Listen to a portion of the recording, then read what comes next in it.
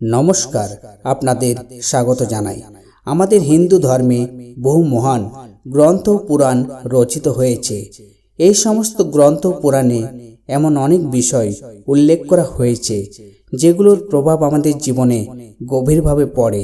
আমাদের শাস্ত্রে অন্যান্য বিষয়ের পাশাপাশি শুভ অশুভ লক্ষণ সম্পর্কেও বিস্তারিত তথ্য দেওয়া হয়েছে। যদিও এই বিষয়গুলিতে বিশ্বাস করা বা না করা সম্পূর্ণ আমাদের ব্যক্তিগত বিষয়, তবে এই কথাগুলি কোনো ভিত্তিহীন নয়, বরং বহু বছরের গবেষণা ও বিশ্লেষণের ভিত্তিতে এগুলো বলা হয়েছে। আমরা আমাদের জীবনে বহুবার এই বিষয়গুলোর অভিজ্ঞতা পেয়েছি এবং সেগুলো সত্য বলেই মনে হয়েছে। আমাদের প্রাচীন গ্রন্থ শকুন শাস্ত্রে শুভ অশুভ লক্ষণ সম্পর্কে কিছু বলা হয়েছে, যা আমাদের দৈনন্দিন জীবনে দেখা বিভিন্ন বস্তু বা প্রাণীর সঙ্গে সম্পর্কিত। এই ধরনের অনেক লক্ষণ পশু পাখির সঙ্গেও জড়িত।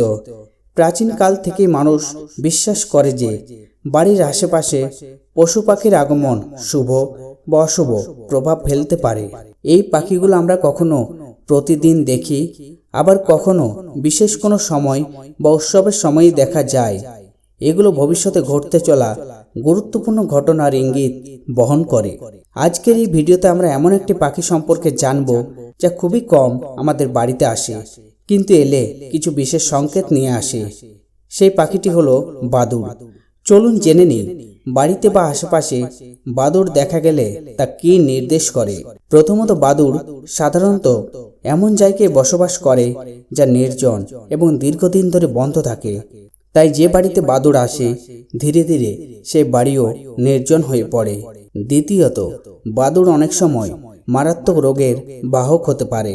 তাই বাড়ির আশেপাশে বাদুড় থাকলে পরিবারের সদস্যদের অসুস্থ হওয়ার সম্ভাবনা বেড়ে যায়। একজন অসুস্থ হলে তার প্রভাব পুরো পরিবারের ওপর পড়তে পারে। তৃতীয়ত, এমন ধারণা আছে যে যেখানে বাদুড় থাকে সেখানে নেতিবাচক শক্তির প্রভাব থাকে। এই নেতিবাচক শক্তির কারণে সেখানে খারাপ শক্তিরও বাস হয়, ফলে সেই জায়গায় বসবাসকারী মানুষের জীবন কষ্টময় হয়ে ওঠে। চতুর্থত, বাদুড়ের উপস্থিতি বাড়ির পরিবেশ ও বাস্তুতেও নেতিবাচক প্রভাব ফেলে। বাস্তুশাস্ত্র অনুযায়ী বাদুড়কে অশুভ বলা হয়েছে। যেখানে বাদুড় থাকে সেখানে ঝগড়া, বিবাদ, দুর্ঘটনা ইত্যাদি ঘটার সম্ভাবনা বাড়ে। পরিবারের সদস্যদের মধ্যে অশান্তি, অর্থের ক্ষতি এবং উন্নতির পথে বাধা সৃষ্টি হয়। পঞ্চমত, শাস্ত্র অনুযায়ী বলা হয় বাড়িতে বাদুড় ঢোকা কোনো আত্মীয়ের মৃত্যু সংবাদ আসার ইঙ্গিত হতে পারে, সে আত্মীয় কাছের হোক বা দূরের। ষষ্ঠত, যদি স্বপ্নে বাদুড় দেখা যায় তবে তা ভবিষ্যতে কোনো দুর্ঘটনার সতর্ক সংকেত হতে পারে। তাই এমন স্বপ্ন দেখলে গুরুত্বপূর্ণ সিদ্ধান্ত খুব ভেবেচিন্তে নেওয়া উচিত। এইভাবে বাড়িতে বাদুড়ের আগমন বিভিন্ন সংকেত দেয়। তাই আমাদের উচিত চেষ্টা করা যাতে বাদুড় বাড়িতে প্রবেশ করতে না পারে। তবে যদি কোনোভাবে বাদুড় ঢুকে পড়ে তাহলে তাকে না মেরে বরং এমন ব্যবস্থা নেওয়া উচিত যাতে তার নেতিবাচক প্রভাব দূর করা যায়। আমাদের শাস্ত্রে নেতিবাচক শক্তি দূর করার কিছু উপায়ও বলা হয়েছে। গঙ্গা জল অত্যন্ত পবিত্র ও শুদ্ধ বলে মনে করা হয়। গঙ্গা জলে ইতিবাচক শক্তি থাকে।